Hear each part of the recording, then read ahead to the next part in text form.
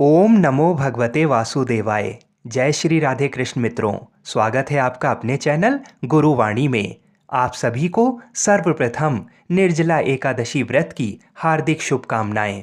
भगवान श्री लक्ष्मी नारायण जी आपकी और आपके परिवार की सभी मनोकामनाओं को पूर्ण करें। वर्ष 2023 में निर्जला एकादशी का व्रत 31 मई दिन बुधवार को रखा जाएगा। आज के इस वीडियो में हम आपको निर्जला एकादशी व्रत की पौराणिक कथा को सुनाएंगे और साथ ही साथ संपूर्ण पूजा विधि बताएंगे और निर्जला एकादशी व्रत की महिमा क्या है ये भी बताएंगे।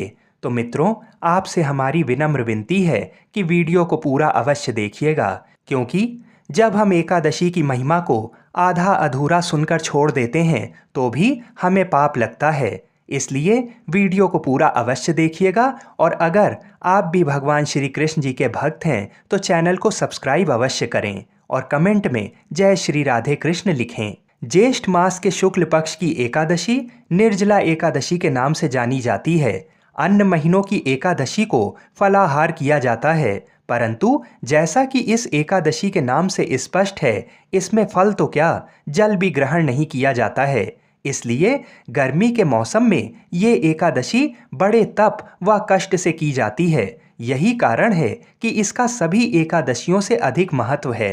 अधिक मास सहित एक वर्ष की 26 एकादशी ना की जा सकें तो केवल निर्जला एकादशी का व्रत कर लेने से वर्ष की सभी एकादशी करने का फल प्राप्त हो जाता है। तो आइए व्रत कथा को सुनने के पहले ये जान लेते हैं कि इस दिन यानी कि निर्जला एकादशी के दिन भगवान का पूजन कैसे किया जाए।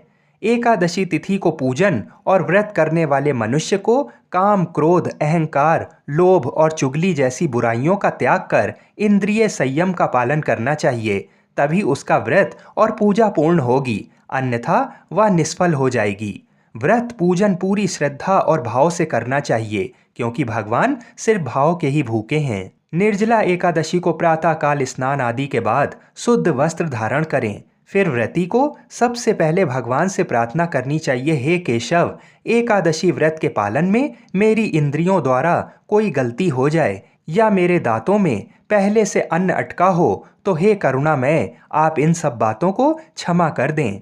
भगवान को पात्र में तुलसी पत्र रखकर पंचामृत से स्नान कराएं।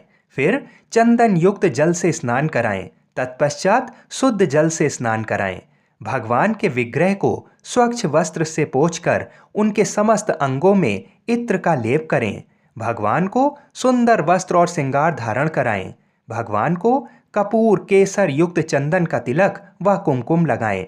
फूल माला और मंजरी सहित तुलसी दल अर्पित करें। किंतु एक चीज का विशेष ध्यान रखें कि एकादशी के दिन तुलसी दल ना तोड़ें।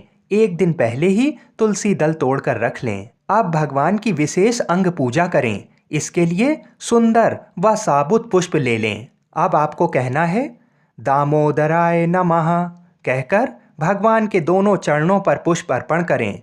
माधवाय नमः कहकर भगवान के दोनों घुटनों पर पुष्प चढ़ाएं। कामप्रदाय नमः कहकर भगवान की दोनों जांघों पर पुष्प चढ़ाएं। वामन मूर्ते नमः कहकर भगवान के कटी प्रदेश पर पुष्प चढ़ाएं। पद्मनाभाय नमः कहकर भगवान की नाभि पर पुष्प चढ़ाएं। विश्वमूर्ते नमः कहकर भगवान के पेट पर पुष्प अर्पित करें। ज्ञानगम्याय नमः कहकर भगवान के हृदय पर पुष्प अर्पित करें और मनी मन भगवान श्री जगन्नाथ जी और सुभद्रा माता व बलभद्र जी का ध्यान करें, क्योंकि भगवान का हृदय तो भगवान जगन्नाथ जी में ही है। वैकुंठगामिने नमः कहकर भगवान के कंठ पर पुष्प अर्पित करें। सहस्त्र बाहवे नमः कहकर भगवान के बाहुओं पर पुष्प अर्पित करें। योग रूपिणे नमः कहकर भगवान के नेत्रों से पुष्प लगाकर अर्पित करें। सहस्त्र शीर्षणे नमः कहकर भगवान के सिर पर पुष्प अर्पित करें। इसके बाद भगवान को तरह तरह के रसों से पूर्ण नैवेद्य और ऋतुफल अर्पित करें। भगवान को पान का बीड़ा यानी तांबूल निवेदित करें। पूजा में घी या तिल के तेल का दीपक जलाएं। धूप निवेदित करें। भगवान की आरती उतारते समय 4 बार चरणों में, 2 बार नाभि पर, 1 बार मुखमंडल पर व 7 बार सभी अंगों पर घुमाने का विधान है।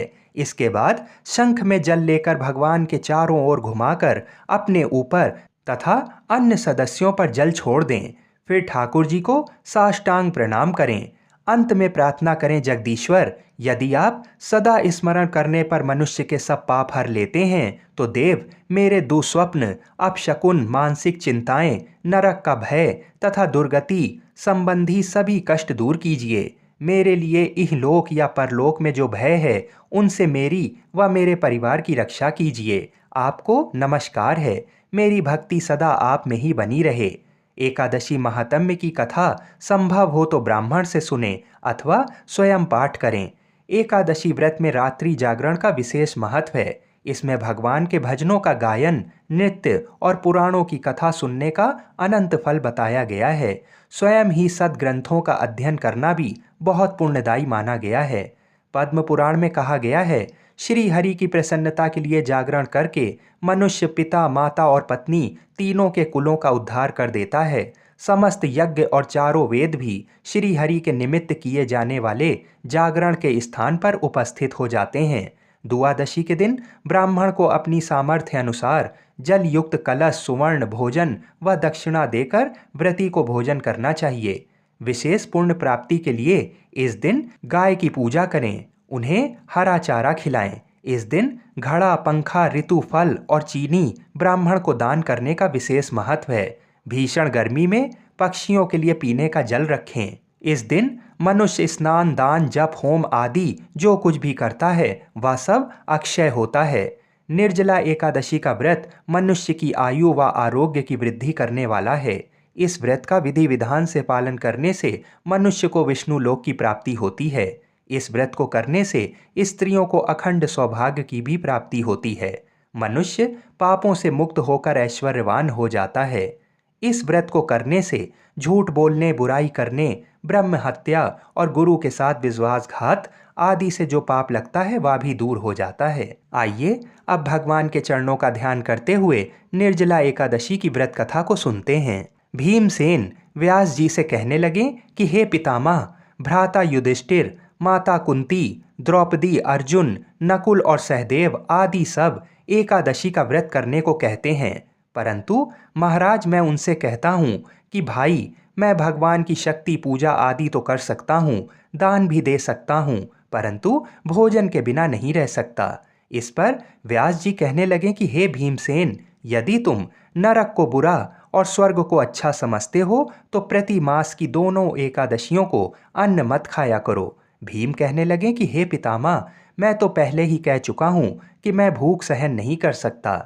यदि वर्ष भर में कोई एक ही व्रत हो तो वह मैं रख सकता हूँ, क्योंकि मेरे पेट में वृक्क नाम वाली अग्नि है, सो मैं भोजन किए बिना नहीं रह सकता।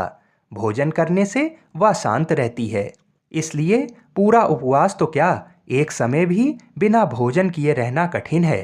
अतः आप मुझे कोई ऐसा व्रत बताइए जो वर्ष में केवल एक बार ही करना पड़े और मुझे स्वर्ग की प्राप्ति हो जाए।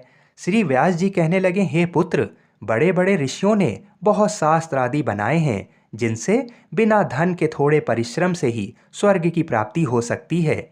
इसी प्रकार शास्त्रों में दोनों पक्षों की एकादशी का व्रत मुक्ति के लिए रखा जाता है। व्यास जी के वचन सुनकर भीमसेन नरक में जाने के नाम से भयभीत हो गए और काँप कर कहने लगे, अब क्या करूं?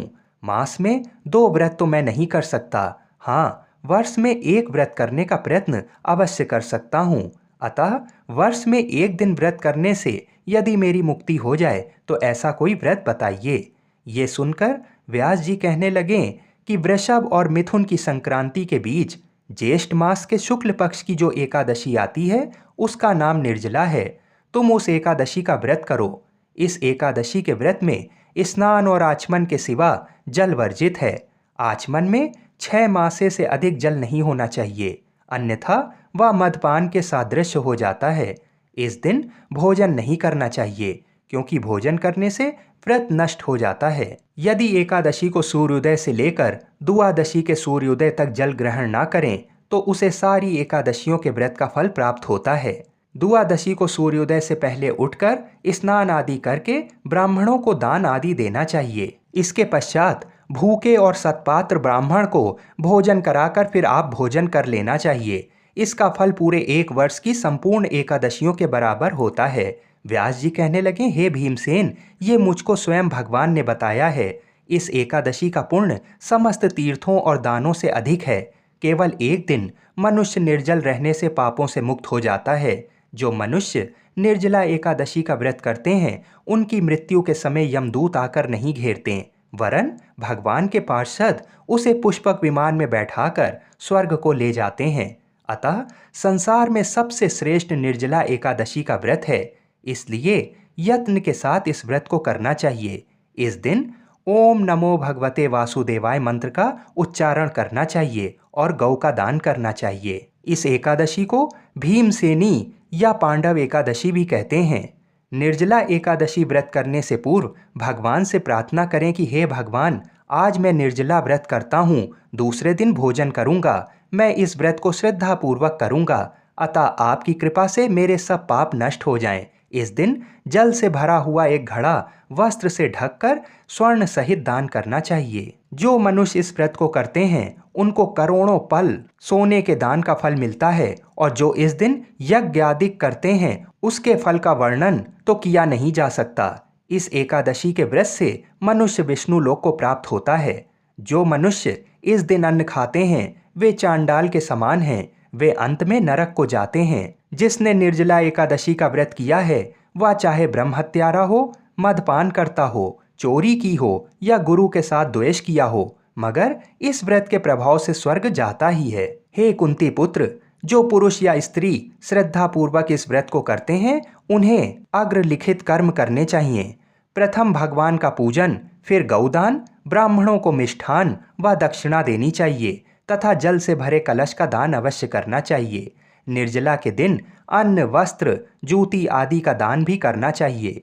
जो मनुष्य भक्ति पूर्वक इस कथा को पढ़ते या सुनते हैं, उन्हें निश्चय ही स्वर्ग की प्राप्ति होती है। आइए अब काशी के पंचांग के अनुसार जान लेते हैं कि निर्जला एकादशी तिथि कब से कब तक है और व्रत को खोलने का क्या समय रहेगा। एकादशी तिथि प्रारंभ होगी 30 मई को दोपहर 1:07 से और एकादशी तिथि समाप्त होगी 31 मई को दोपहर 1:45 पर। एकादशी का व्रत सूर्योदय के अनुसार 31 मई को ही रखा जाएगा। व्रत का पारण यानी व्रत को खोला जाएगा 1 जून को सुबह 5:08 से लेकर सुबह 7:51 के मध्य में। आप सभी को निर्जला एकादशी व्रत की हार्दिक शुभकामनाएं। बोलिए श्री लक्ष्मी नारायण भगवान की जय। बोलिए श्री शंकर पार्वती भगवान की जय। बोलिए श्री गणेश भगवान की जय। बोलिए श्री तुलसी शालिग्राम जी की जय। जय जय श्री राधे। जय श्री राधे कृष्ण।